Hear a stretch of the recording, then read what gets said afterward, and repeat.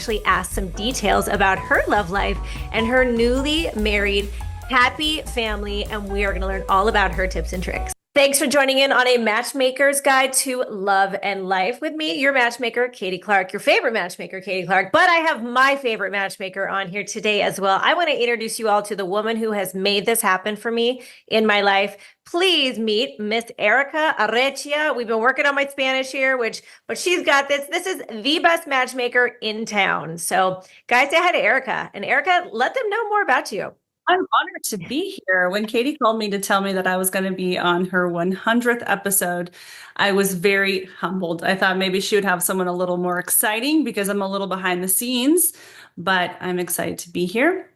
And I hope to give a lot of value to her listeners because that's really important. When I listen to a podcast, I like to get to the point. And right. I like things that I can write down and snippet and take away. And so I hope that all of you listening here today get a chance to do that. Well, the cool thing is you are my first guest on my 100th podcast, and I purposed this. I've been planning on this. I know your husband, which we'll talk about a little bit later, is so excited to have you on because he is actually a big fan. So I appreciate. But if people knew, we have a Cinqe meeting once a month. And we have 7 matchmakers currently. We are building already, but we have a little chit chat session.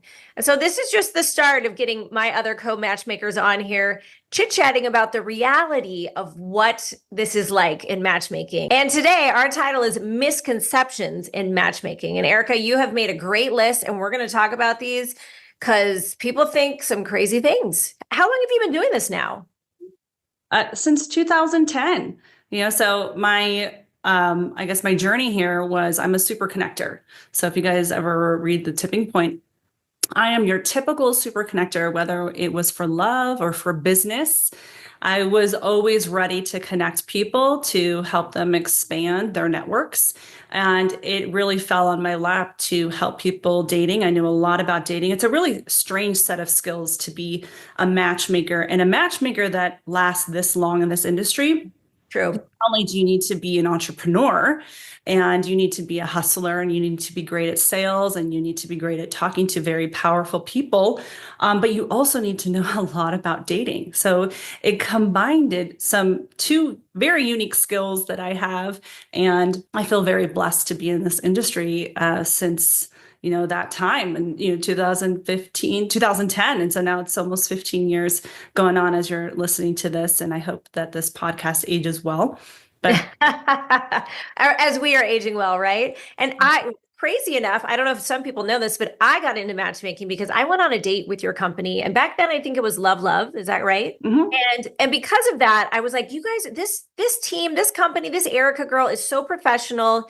It wasn't the love of my life. Ted's a great guy, still a great guy. But you handled it so well comparatively to so many other matchmakers who I had gone on dates for that were just haphazardly throwing me on dates, having these guys call me. They'd never make the plan. It was like, what is this? So through a friend at a bowling party, and she was Fit Chef Katy at the time. And so she brought lemon squares, and I remember her, she wasn't even in our database. And I remembered her, I called my friend and I said, hey, that gorgeous fit woman showed up. Can I please have her number? And then through the grapevine, I heard that she was starting a matchmaking service, and I called her up, and Katy was my first partner at then Love turned into Cinqe Matchmaking. And so Katy and I have been together for many, many years. And she is one of the best matchmakers and cares so deeply and is extremely knowledgeable. And because she's tested all of these things. So these aren't ideas of hers. These are things that she's done herself, but also have given her clients through so many years of having done this. So everything that she has said has also been tested, tried and true. Thanks for the love, girl. And I was going to start a matchmaking company or something of the sort because I just felt like matchmakers were throwing me all over the place. And instead I was like, why reinvent the wheel? I'm not great at the business part. You are a business babe. Like, I don't like the word boss babe. It has a lot of negative connotation. I call you a business babe. I'm like, this girl can run a business. I mean, you've started Cinqe Matchmaking. Why don't you give us a little bit of detail about Cinqe, the name, and just like where people can find it and your vision for it? 2010, Cinqe.com, CINQE. And really finding a name, if anybody is out there knows, it's extremely difficult. And I wanted something short, and I wanted to really grab a hold to branding, and I wanted to brand this. It was a feeling. It didn't have to say matchmaking in the title. And so Cinqe really represents, it means five. And so it means five senses, five compatibility traits. And so we really kind of played on that. And I love it today. I still love it. So. Love it. It gets, people do spell it wrong all the time. So that's the only negativo to that. But cinque.com. That's what I always say at the end of everything. So fabulous. Okay, well, let's get into these misconceptions. We talk about these in our weekly or our monthly meetings. We're always texting each other, shaking our heads, but people want to know, what do matchmakers do? I mean, every time I introduce myself, oh, I'm a matchmaker. Well, really? No one's ever really met in real life a matchmaker. So let's talk about these. And I love that you kind of did a little bit of the grunt work, and you're like, is that people assume that we somehow have a crystal ball and that we can predict if these people, our clients and the people in our database are going to be perfect together. What are your thoughts on that? What do you tell people? Absolutely. So I think, people think we've got like a party trick. Oh, I'm single. Who do you have for me? This just happened yesterday. It happens every single week, every time I'm out, where they think that we're just going to have somebody, in mind for them, even though we haven't really gotten to know them. And they also assume that when we put somebody on a date, that we're going to predict chemistry. And so this is a really big misconception.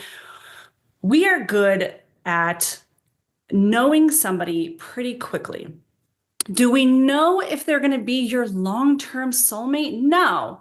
All we can do is read a resume, get to know them as quickly as possible, and then make the match. So we can't predict what is going to be the outcome. But again, we're the search firm.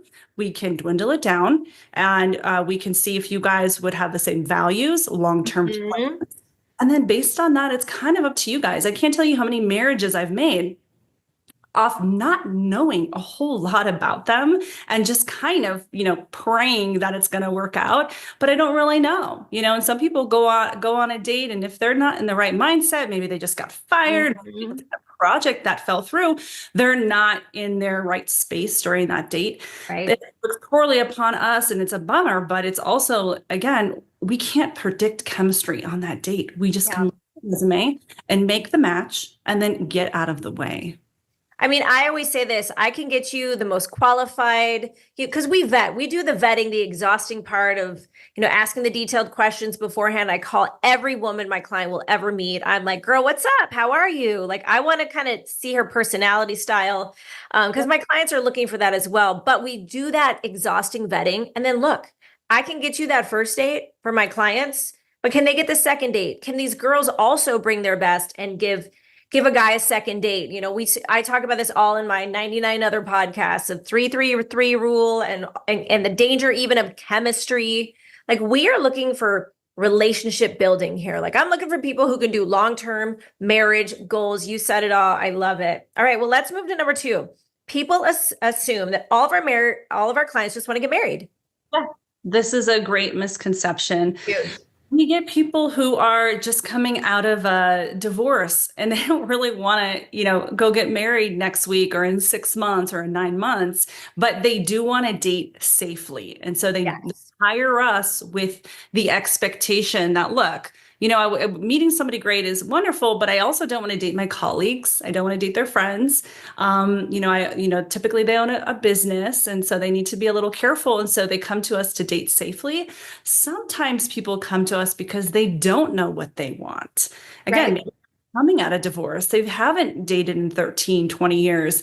And maybe they want to date outside of their culture, or maybe they want to date outside of their typical look, and so maybe they want to date long distance and see how that feels. Maybe that works better for their schedule.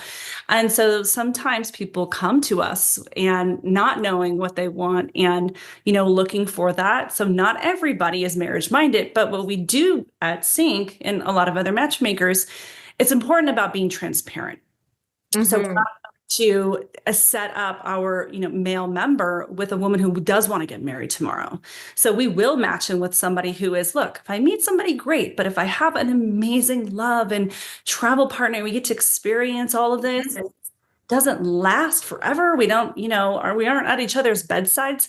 I'm okay with that too. And so Yeah. that's important too, is that, we really practice transparent dating. Yeah. Like I love sharing my clients' intentions. Like I have a client right now, he is hankering to get married. He's ready. He's done the work, lots of therapy. He's ready to have some kids and babies. So, he's got his VP of his company running it so he can have space for a woman. And that's what I tell these women. If she's not there, then we pass and we think of you for other matches. So never take that as a negative. It's like, girl, we have other clients. I am on your team as well, right? Absolutely. And on this, we get a lot of, what is your success rate? Yes. I question all the time. And I get that people don't really know what to ask a matchmaker. So they want to know that everybody wants to get married. When people sign up and they sign their contract, in their contract, we ask them to identify, what does success mean to you? And they write their own answer. And I actually put it down to read to you out loud. Yes, please go for it. These are the last two, and this just happened this week. So this guy wrote, I think success in this environment is to hopefully be provided with the opportunity to meet someone special. It's on us to bring the best version of ourselves, to give us the best chance to move forward. So this is actually a copy and paste. I didn't even edit that. It's not on us. It's on him and the match to bring their best selves forward. And we're just looking for you guys. It's us. Where are you? At church, out and about, get in the database. It's so true. So true. Another guy wrote, a great amount of quality first dates than if I had not hired Cinqe. Personal growth and reflection. Woo. Again, a copy and paste. So again, not everybody is looking to get married tomorrow, but they just want more opportunities within those parameters of what they're looking for. Right. So again, this isn't always just marriage or that relationship. Sometimes these guys are trying to figure it out. Yes. And we are there through the thick and thin, through the confusion, through the questions. That's what I love about us. But a lot of women think that these men, our clients, they assume that these guys are just looking for women younger, that 20-year, and I will say that a few of my clients, I always ask, have you gotten your wiggles out? Like that is that younger, did you get the younger girl? Did you go through that phase? Because truthfully, what have you noticed? Yeah, absolutely. I get that question all the time. Again, third misconception is, oh, all your guys just want younger women. And that is not true. Yes, of course we Not have. true. But I'm echoing that for you.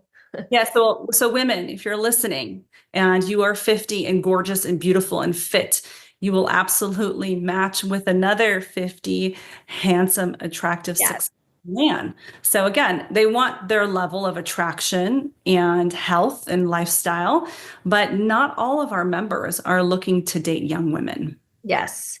And you brought it up, and I say this all the time, the three things that men are looking for is that you're fit, you're fun, and you're feminine. And so ladies, if you can fit that bill right there, you are in. These guys are looking for age-minded, appropriate women. I mean, we've had clients go on dates with real young girls, and I remember he wanted to take her to a Rolling Stones concert, and she's like, who's that?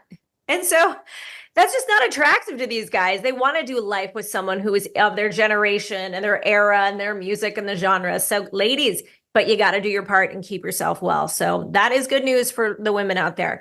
Now, is it true that some of our guys can or can't get dates? Is that why they hire us? Because they're just kind of dorky and they can't get dates? Or what do you tell people?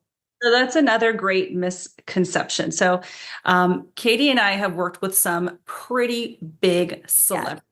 I mean, home names that if we said their name right now, your jaw would be on the floor. And I remember telling my dad, and my father goes, wow, he can't get a date? I'm like, Dad. Yeah. So I had to explain to him what we do and why we do this industry. And it is for a lot of privacy and for people who, it's not that they can't get a date, but sometimes they're and then especially with some of our members are flooded with too many women. And so we just fine tune it and we vet all of their matches to make sure that they're not wasting their time. A lot of our guys are running businesses and they can't really do the online thing, and they're going to galas or, being philanthropic, and they're not meeting the type of women that they're attracted to. And so our members are used to outsourcing. Success. Right. They outsource HR, they outsource their cooking and their laundry. And so a lot of wealthy people are very accustomed to hiring somebody to handle their personal life and to just search for them and provide them with the opportunity to meet more of what they're looking for. And it is not that they cannot get a date, not at all. And that is a huge misconception of what we do at a matchmaking firm. Well, and we're recruiters. You would hire recruiters to find your next CEO or CFO. So that's all we're doing. We're fine tuning that search for you. And you're right. I remember when we had a very, very big name in sports, and he says to me, we're on a FaceTime, and he says, Katy, what am I supposed to do? Just walk up to women and say, hey, I'd like to date you, or go on a date? He didn't have the opportunity to just go online, go on up to women in real life. So here we are. Go ahead and hire me. For busy professionals who are just really tired of swiping. So matchmakers provide opportunities for a more targeted dating experience. Most of the singles love trying new experiences, and we can bring more perspective into their dating life. Yeah. So. Well, you just hit the nail on the head when you said tired of swiping. Everybody, all I hear on the streets, at church, when I'm out with my single friends, like how exhausting dating is. So the question then, they know me, I'm a matchmaker. Well, Katy, should I hire a matchmaker? And I think we should really speak to that. So I'll let you share first. Yeah, we get this a lot. Oh, I should join your database and everybody should hire a matchmaker. You got to work with my cousin. And that's simply not true. Not everybody can or should hire a matchmaker. You absolutely can join every matchmaking service out there. I say always head to Google and search your location. Mm-hmm. Add Matchmaking Service and join everybody's free database. But I don't believe that hiring a service, it's very expensive. And if you're not comfortable with that, then don't do it. I always tell people, if you can't buy it twice, then you can't afford it. And we're not here, especially at our level, we're not here to pressure singles, men and women, to pay for our service if they can't afford it. We're constantly turning people away. But we look for people who are looking for what I like to call like a natural match. And that means who they're looking for is also looking for them. Yes. And so if you are looking for somebody who isn't looking for you, then you're probably not a fit to hire a matchmaking service. And so really consider that. And you'll talk to a matchmaker and they'll be able to better assess you. A reputable matchmaker, go to the Matchmaking Institute and make sure that they have a good reputation. Head to Google. You can even ask us, go to Cinqe.com, our general inbox. We're always looking to refer great reputable matchmakers because I think it makes us all look good. I hate when people say that they hired a matchmaker and it wasn't a great experience. I always ask them, who did you hire? What year? And that'll give me a little more insight into their experience because we've been doing this for so long. Yeah. But, again, it's not for everybody. And we hear a lot of horror stories. People who have hired matchmakers were never shown photos, were shoved on dates they didn't want to go on. Sadly, there's a lot of bad matchmaking out there. And we have a great sheet when we have pre-clients that are curious, like, well, I'm looking at other matchmakers. I'm never worried about that. I know my people like me. I always say you should like your matchmaker. So if you are going to get a matchmaker, you should feel one with them. They should be available to you. I am 24, almost 7 with my clients, texting me late at night. What are they wearing? What's happening this weekend? I'm in. I just go on a date with your matchmaker. Get to know them because you should be able to like their style, who they are, and all their values should really align with you. So kind of date your matchmaker kind of thing.